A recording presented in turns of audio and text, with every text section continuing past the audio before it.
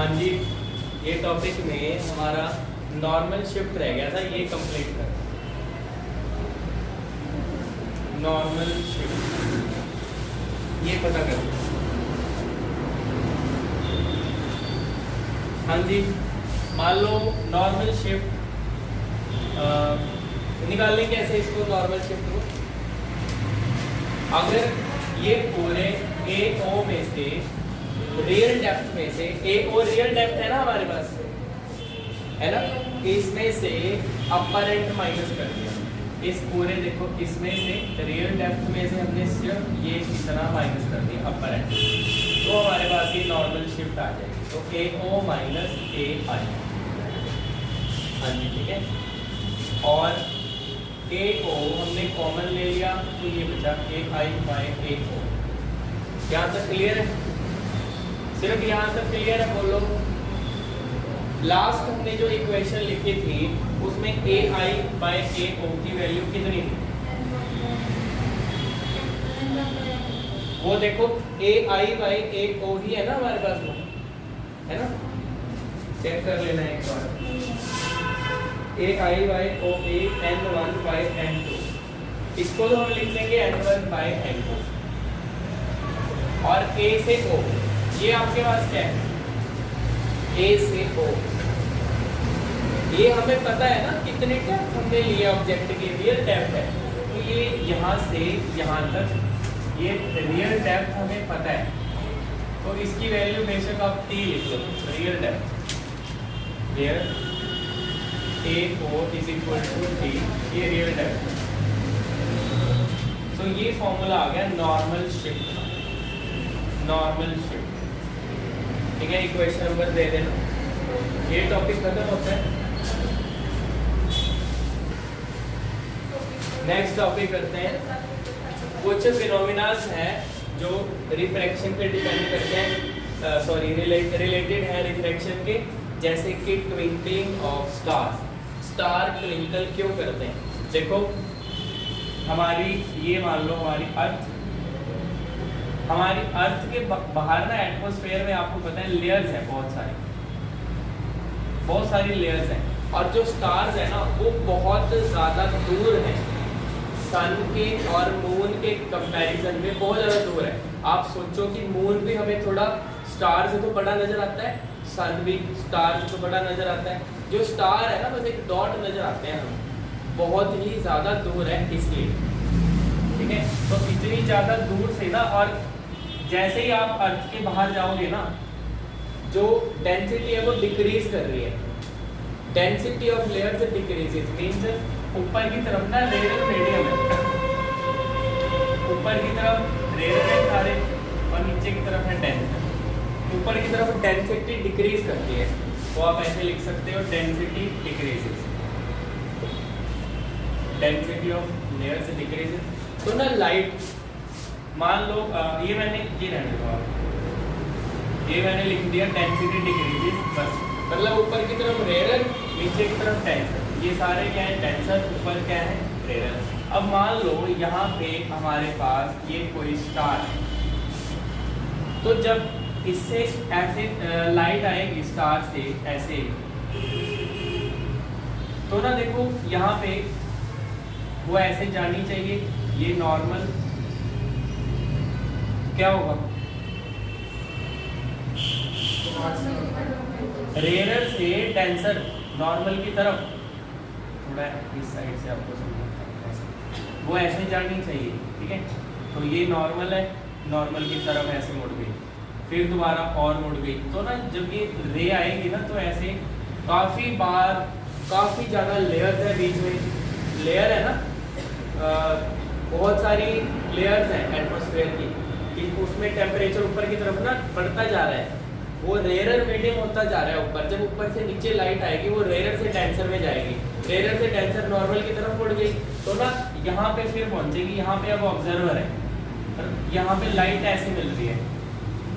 जो ऑब्जर्वर है इसको तो ऐसे लगेगा ना कि लाइट तो बिल्कुल ऐसे स्ट्रेट लाइन में लाइट आ रही है ऐसे, तो जो स्टार है वो यहाँ पे अपीयर होगा, जबकि स्टार था इस साइड, पर लाइट की रिफ्रैक्शन हुई है, लाइट ऐसे बेंड हो गई है, पाथ चेंज हो गया उसका काफ़ी बार, मल्टीपल रिफ्रैक्शंस, और रेयर से टेंसर हर बार वो नॉर्मल की तरफ मुड़ती गई, तो अंदर की तरफ मुड़ती गई हर बार।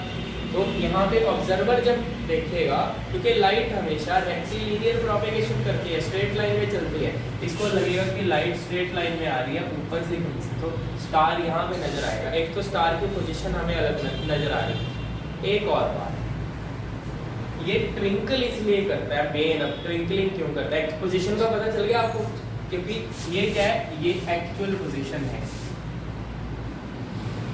और ये कौन सी है, ये इसकी अपरेंट पोजीशन है, जो एक्चुअल में नहीं है, बस जो अपीयर हो रही है हमें।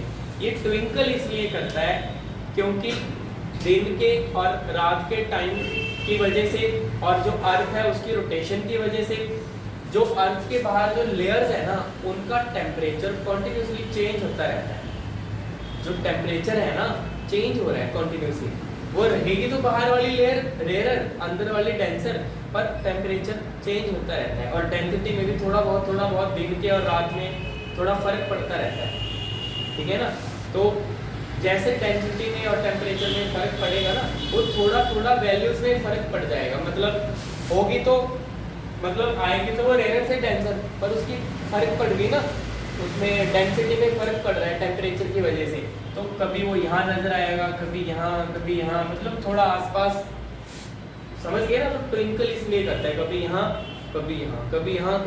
मतलब वो हमें इतना ऑब्जर्व नहीं कर पाएंगे क्योंकि ज़्यादा दूर है, हमें थोड़ा सा ही ज़्यादा पता नहीं लगेगा। मीन्स आप मेरी बात समझ रहे हो कि ना, वो डेंसिटी बार चेंज हो रही है, लेयर्स की बार टेम्परेचर की वजह से, टेम्परेचर भी चेंज हो रहा है, तो वो इसीलिए ना ट्विंकल करते नजर आते हैं, क्योंकि अगर एक जैसी रहती है डेंसिटी, ट्विंकल नहीं करते थे।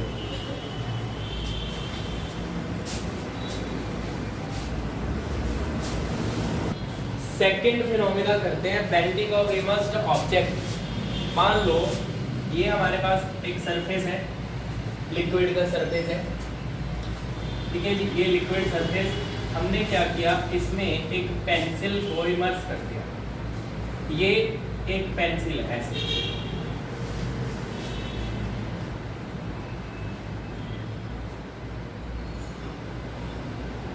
ठीक है जी। ये पेंसिल है, कंपनी आप खुद चूज कर लो, ठीक है। तो इससे आपको पता है ऑब्जेक्ट से ना लाइट स्कैटर होती है हर डायरेक्शन में, तो जब लाइट इससे ऐसे जाएगी, और ये बैंड कब नजर आता है, जब आप ऊपर से देख रहे हो थोड़ा उसको, ठीक है। तो लाइट जब ऐसे जाएगी, अब ऐसे जानी चाहिए, देखो ये सारा पानी है यहाँ पे, ये सारा पानी है, तो ये डेंसर मीडियम है, ये एयर है बाहर, रेयर, तो वो जानी ऐसे चाहिए रे, पर ये नॉर्मल, जब डेंसर से रेयर जाती है नॉर्मल से अवे, तो थोड़ा इस तरफ मुड़ गई ऐसे, तो जो बंदा यहाँ से देख रहा है उसको लगेगा कि रे जो है ना वो यहाँ से कहीं से आ रही है, आगे से ऐसे। तो ये जो पॉइंटर है ना, ये जो पेन का, ठीक है, शार्प एज जो है ना, वो यहाँ पे नजर आएगा हमें यहाँ से, क्योंकि रे जो है ना हमें लगेगा ऊपर से आ रही है, यहाँ से, इस पॉइंट से लगेगा रे आती हुई, ये डॉटेड लाइन यहाँ से अपीयर होगी आती हुई, तो इमेज यहाँ पे इसकी ऐसे बनती है, समझ गए। ये आप डॉटेड बना सकते हो, क्योंकि एक्चुअल में यहाँ पे ऑब्जेक्ट है नहीं, बट नजर आएगा, ये डॉटेड मैंने इसलिए बना दिया। आपको समझ आई मेरी बात, कि जो शार्प एज है उससे जब रे गई है ना, वो जो डेंसर से रेयर जा रही है, नॉर्मल से अवे मुड़ गई, तो जो देखेगा उसको तो ये लगेगा ना, लाइट तो सीधी चलती है, उसको लगेगा ऐसे कहीं से लाइट आ रही है, तो ये शार्प एज ऊपर बनता है। तो बाहर से पेंसिल हमें ये नजर आ रही है, बाहर से पेंसिल हमें बिल्कुल सीधी ऐसे, पर अंदर से ऐसे नजर आए, समझ गई, तो ऐसे लगता है बेंड हो गई।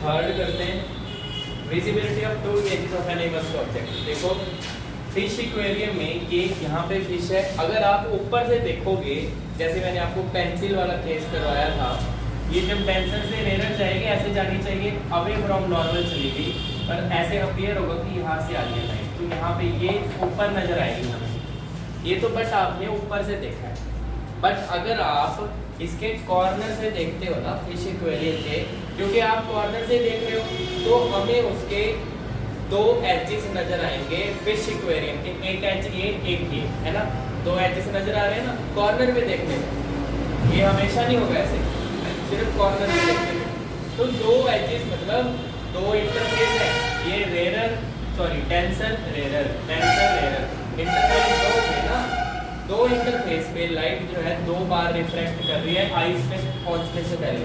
तो एक बार तो ऐसे जा सकती है लाइट, अगर इस तरफ जाएगी तो इस तरफ जाने के बजाय वो थोड़ा नॉर्मल से अवे, तो अपीयर होगा यहाँ से जा रही है ऐसे, तो फिश ये यहाँ पे नजर आएगी। और अगर इस तरफ भी तो जा सकती है, क्योंकि हमें तो ये भी नजर आ रहा है, ये भी दोनों तरफ से नजर आ रहा है ना, तो रे ऐसे जानी चाहिए ऐसे, तो ये नॉर्मल है। सरफेस तो ऐसे है, इसका नॉर्मल तो यही आएगा, तो अब नॉर्मल से अवे मुड़ गई है, ऐसे जाते जाते ऐसे मुड़ गई, तो अपीयर ऐसे होगा कि इस पॉइंट से कहीं से आ रही है ऐसे, तो ये फिश फिर यहाँ भी नजर आती है। तो फिश एक है, आपको दो जगह नजर आ रही है क्योंकि आप कॉर्नर से देखो, ठीक है। फोर्थ पार्ट करते हैं, sun is visible before the actual sunrise और आफ्टर द एक्चुअल सनसेट। देखो ये हमारी अर्थ, ये ऑरिजिन, और आपको पता है अर्थ के बाहर काफी सारी लेयर्स हैं, बहुत सारी लेयर्स है ऐसे, है ना, काफी ऊपर की साइड भी ऐसे बहुत सारी लेयर्स हैं, इस साइड भी है ये लेयर्स, है ना। तो ना जब सन अभी यहाँ पे होता है ऐसे, सन अभी यहाँ पे है, तो ना जब सन से रेज, क्योंकि आपको पता है ऊपर की तरफ जाते जाते जो डेंसिटी है वो क्या करती है, ऊपर की तरफ डेंसिटी डिक्रीज करती है, मींस बाहर रेयर है अंदर डेंसर है। तो जब ना रे ऐसे जाएगी इसकी तरफ, तो वो अंदर की तरफ मुड़ती जाएगी, वो नॉर्मल की तरफ मुड़ती जाएगी अंदर की तरफ। तो ना जो ये रे है ना वो ऐसे जाते जाते वो एक्चुअली ऐसे नजर आएगी ऐसे, तो जो देखने वाला है ना रे यहाँ पे ऐसे मुड़ गई, समझ रहे हो, वो मुड़ती जाएगी रे,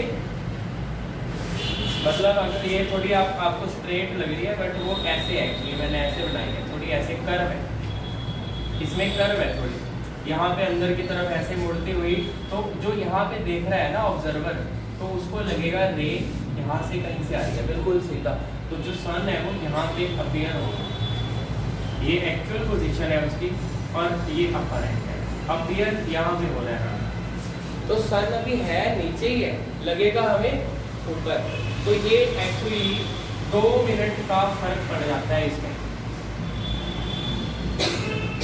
2 मिनट पहले एक्चुअल सनराइज से 2 मिनट पहले हमें नजर आ जाता है, और सेम होता है सनसेट के टाइम पे।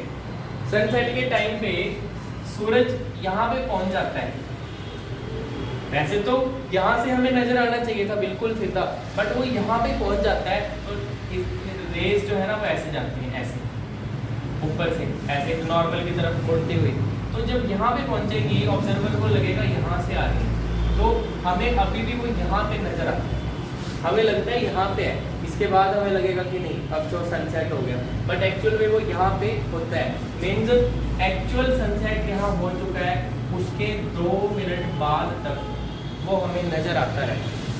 2 मिनट पहले नजर आया, 2 मिनट बाद तक नजर आ रहा है, तो जो दिन है ना, दिन के टाइम में 4 मिनट एक्स्ट्रा ऐड हो जाता है, so the duration of the day gets longer by 4 minute.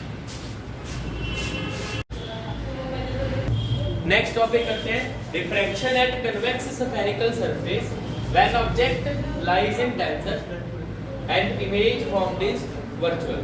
देखो जब ना ऑब्जेक्ट ये P के पास होता है, पोल के पास होगा, देखो C से अगर दूर होता तो बाहर इमेज बनती है रियल, बट अगर ऑब्जेक्ट आगे आ गया तो वर्चुअल इमेज बनेगी। कैसे, देखो ये ऑब्जेक्ट से रे ऐसे गई, ऐसे जानी चाहिए, और ये है सी नॉर्मल का, सी से ये जो लाइन हमने ली नॉर्मल, पर ये जब डेंसर से रेयर जाएगा, जब डेंसर से रेयर जाएगी तो नॉर्मल से अवे इस तरफ ऊपर तो इमेज बनती नहीं, तो अपीयर ऐसे होगा कि इस पॉइंट से आ रही है ऐसे, तो यहाँ पे इमेज बनती है ऑब्जेक्ट के साथ अल्फा, इमेज के साथ बीटा, सी के साथ गामा, और ये इंसिडेंट रे ये वाली नॉर्मल के साथ यहाँ पे एंगल आई, और ये रिफ्रैक्टेड रे ये देखो ये नॉर्मल के साथ एंगल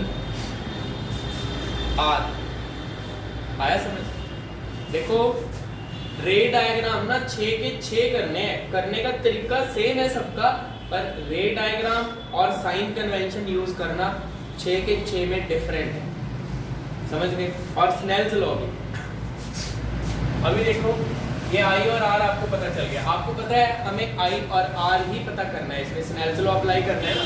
तो ये देखो आप आई, ये एक इस लाइन में बन रहा है, एक इसमें, तो ये एक्सटीरियर दो इंटरनल के, ये एक्सटर्नल एंगल है जो आई और अल्फा के बराबर, तो आप लिखोगे एक ट्राइंगल AOC, जो अल्फा है वो किसके इक्वल है, आई प्लस गामा, तो इससे आई कितना आ गया, अल्फा माइनस गामा। और आर देखो कहाँ पे बन रहा है इसमें, अभी पता लग जाएगा आपको क्यों डिफरेंट है रे डायग्राम। आर यहाँ पे बन रहा है, एक तो इस लाइन के साथ और एक इस लाइन के साथ, तो आर तो किसी ट्राइंगल का एक्सटीरियर है ही नहीं इसमें, यह है देखो ऊपर बन रहा है आर ओपन ट्राइंगल में, ये तो ओपन है यहाँ पे बन रहा है, तो किस ट्राइंगल का एक्सटीरियर है, तो सोचो आप, सोच के बताओ, नहीं पता लग रहा ना ऐसे। तो देखो एक ये लाइन इसके साथ आर बन रहा है, ये लाइन एक ये लाइन के साथ, अगर ये आर है तो इसका अपोजिट भी क्या होगा, ये वाला आर, ये अपोजिट आर होगा। अब देखो ये आर है, अब ये इस लाइन के साथ और इस लाइन के साथ, ये वाले ट्राइंगल ले लो AIC, इन ट्राइंगल AIC ये एक्सटर्नल है आर के और गामा के बराबर, बीटा आर प्लस गामा। हाँ जी समझ गए, इसका अपोजिट लेना होता है इसमें आर, ऐसे केस में अपोजिट एंगल लेना है, तो इससे आर आपके पास कितना आ गया, beta minus gamma, equation number 1, equation number 2। सो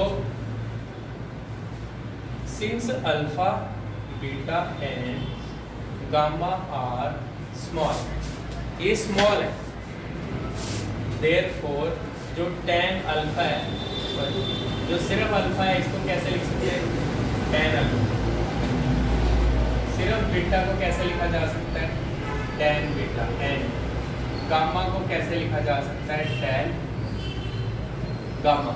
यहाँ पे पुट कर दिया, आई कितना आ गया, tan alpha minus tan gamma, equation number 3, or tan beta minus tan gamma, equation number 2। समझ गए? अब ये हम पता भी करेंगे, देखो इस ट्राइंगल में, in triangle ANO tan alpha कितना आएगा, perpendicular AN by NO।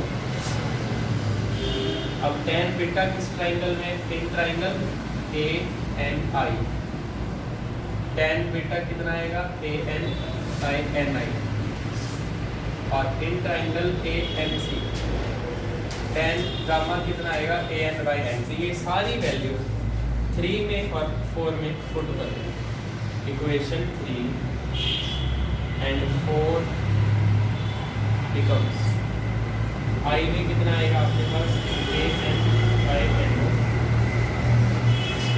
Minus AN by NC, AN common अंदर बच गया 1 by NO minus N, tan beta AN by NI minus tan gamma AN by NC, AN common 1 by NI by 1 by NC। ये equation number 5, ये 6।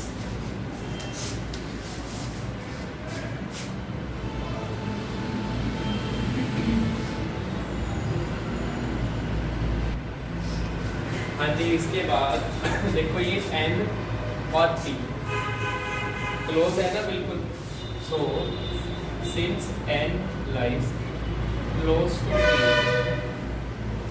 जो NO है आप PO लिख सकते हो और जो NC है आप इसको PC और NI को PI लिखा जा सकता है।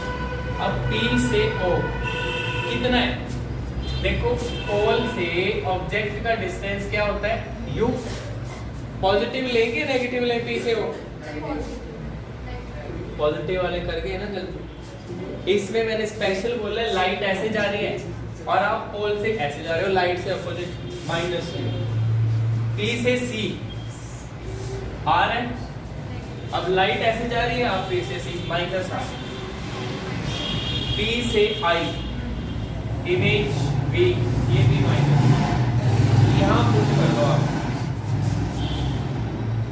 इक्वेशन 5 एंड 6 बिकम, यहाँ पे देखो एंगल I AN बाई ये NO की जगह minus U minus 1 by minus NC की जगह माइनस R, तो ये minus minus plus R and R AN into 1 by NI कितना है? माइनस V, ये R minus 1 by NC minus R minus minus plus ये R, ठीक है जी। अब यहाँ पे इसके बाद आप लगाओगे Snell's law, equation number 7 and 8 according to Snell's law. Snell's law क्या कहता है? Sine I by sine R is equal to, आप जा रहे हो 2 से 1 में n1 बाय n2 और इसके बाद I and R small, therefore sign I को आप I लिख सकते हो, साइन R को R लिख सकते हैं। ये आ गया I by R is equal to n1 by n2, cross multiply कर दिया तो n1 n2 I is equal to n1 R n2, ठीक है।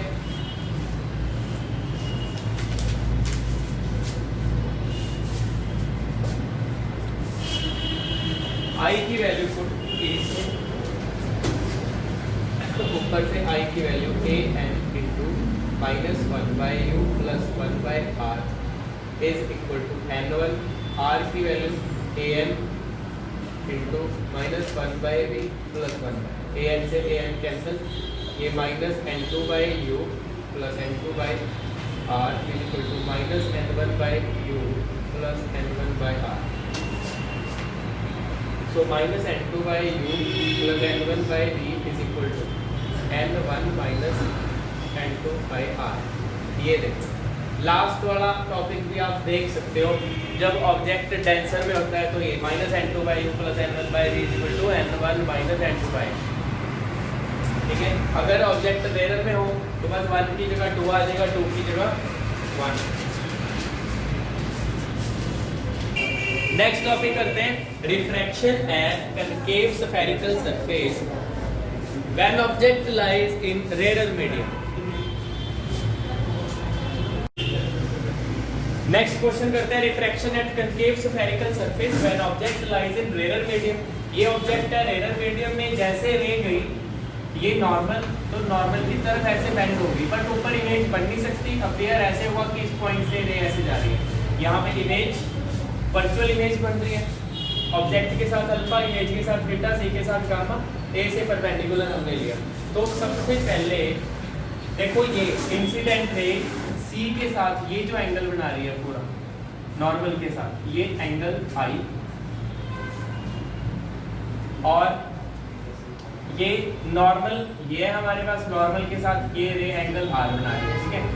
तो ये एक लाइन ये, एक ये आर इसमें बन रहा है, देखो एक इस लाइन इसमें और इसमें, तो ये आर है हमारे पास, ठीक है जी। सबसे पहले इस ट्राइंगल में ए ओ सी में, इन ट्राइंगल ए ओ सी, ये एंगल आई अल्फा, ये एक्सटर्नल गामा, गामा एक्सटर्नल है वो अल्फा प्लस आई के सम के इक्वल होगा, तो इससे आई आपके पास कितना आ गया, gamma minus alpha.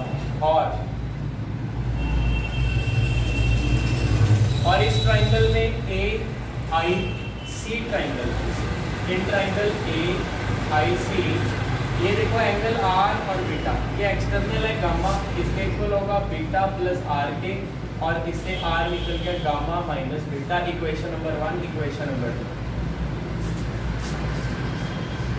Since alpha beta and gamma are small, तो आप अल्फा को कैसे लिख सकते हो, tan अल्फा, और बीटा को आप कैसे लिख सकते हो, tan बीटा, एंड गामा को आप लिख सकते हो tan gamma. So equation 1 and 2 becomes I is equal to tan gamma minus tan alpha, and R is equal to tan gamma minus tan beta। और ये इक्वेशन नंबर 3, इक्वेशन नंबर 4। अब ये पता करेंगे हम सबसे पहले tan alpha, triangle A O N में या ए एन ओ में, ट्राइंगल ए एन ओ में tan अल्फा कितना आएगा, परपेंडिकुलर बाय बेस। और ट्राइंगल ए एन आई में tan बीटा कितना आएगा, A N by N I. Triangle A N C में tan गामा कितना आ रहा है, A N by N C. ये सारा पुट कर दिया, इक्वेशन 3 and 4 बेकम 3 और 4 कितनी बनेगी, I is equal to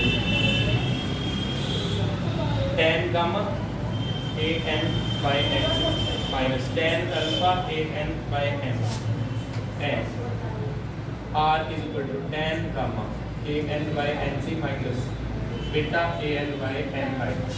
A N common ले लो,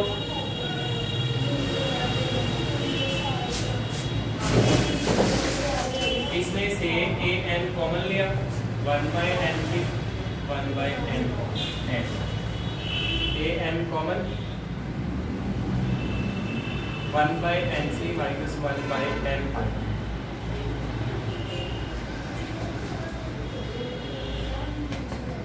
ठीक है, क्लियर है, सेम है ना, आ रहा है समझ। इसके बाद since n lies close to P, therefore NC को हम क्या लिख सकते हैं, PC, NI को PI, NO को P को, और P से C बताओ कितना है,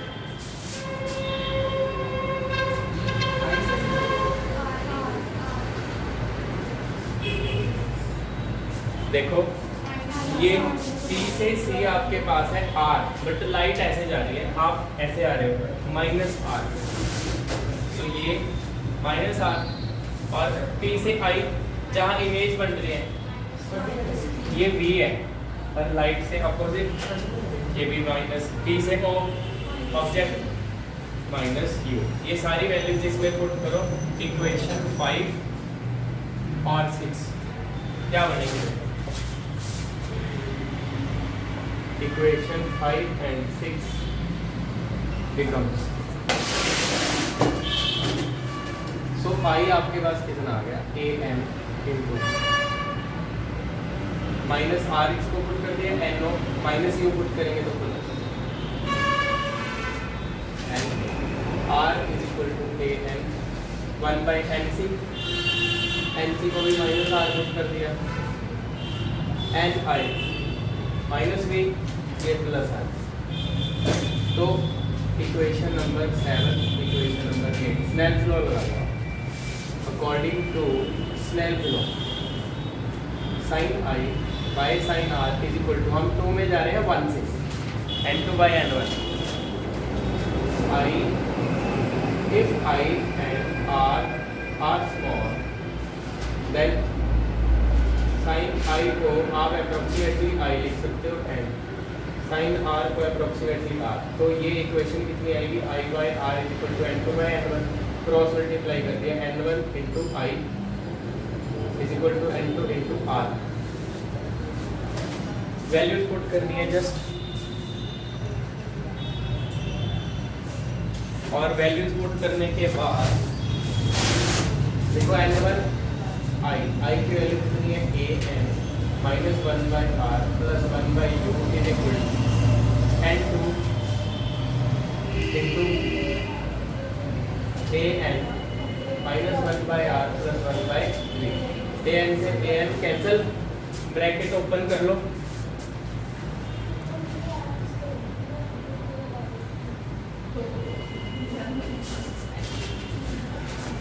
minus N1/R N1/U minus N2/R plus N2/U।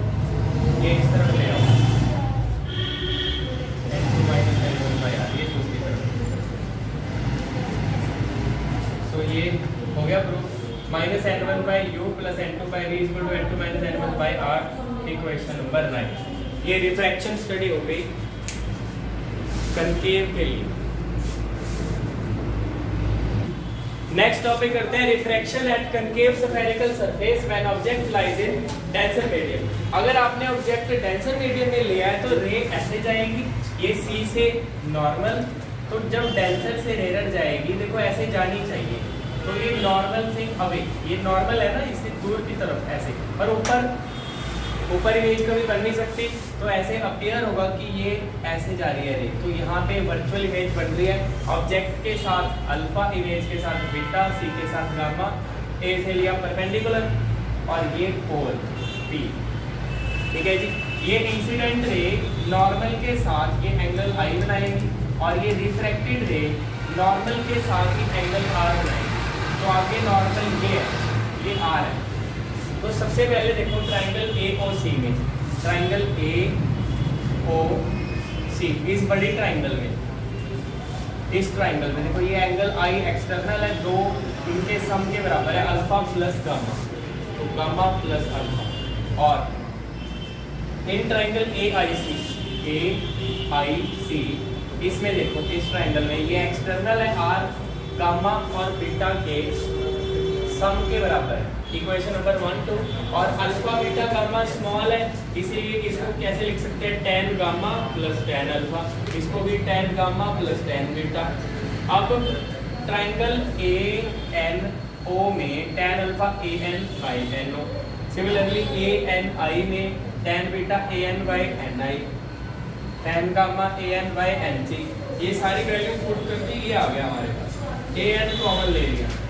ठीक है जी, अब देखो इसमें NC को, क्योंकि N और P क्लोजली स्पेस्ड है, तो NC को आप कैसे लिख सकते हो, PC अप्रोक्सीमेट, और PC की वैल्यू यहाँ पे कितनी है, P से C R है, लाइट ऐसे जा रही है राइट से लेफ्ट, आप भी P से C जा रहे हो, लाइट की डायरेक्शन में पॉजिटिव R।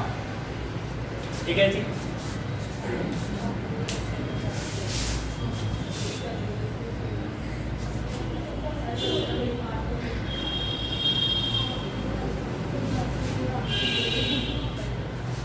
तो ये लाइट की डायरेक्शन में पॉजिटिव आर, और P से I यहाँ पे इमेज बन रही है D, लाइट आप ऐसे ले रहे हो राइट से लेफ्ट, ये P से C opposite minus B, P से O ऑब्जेक्ट, ये भी P से O लाइट से अपोजिट ले रहे हैं, ये भी नेगेटिव। तो यहाँ पे इक्वेशन नंबर 5 क्या बनेगी, देखो NC positive R, NO minus U, तो ये आ जाएगा -1/U, और ये NC को हमने लिखा है पॉजिटिव R, और NI माइनस V, यहाँ पे माइनस आ जाएगा।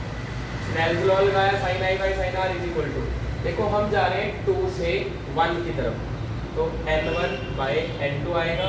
अगर I और R स्मॉल है तो इसको I बाई R लिख देंगे, ये N1 by N2, cross multiply कर दिया I इंटू N2 और N1 into R, N2 as it is, आपने I की वैल्यू यहाँ से पुट कर दी 1 by R minus 1 by U, और ये N1 एज इट इज, ये वैल्यू हमने पुट कर दी ऐसे। इसके बाद ब्रैकेट ओपन करनी है, कितना आया N2 by R minus N2 by U N1 by R minus N1 by H minus N2 by U, ये इस तरफ आके प्लस ये दूसरी तरफ जाके, देखो हो गया ब्रो, रिफ्रैक्शन होगी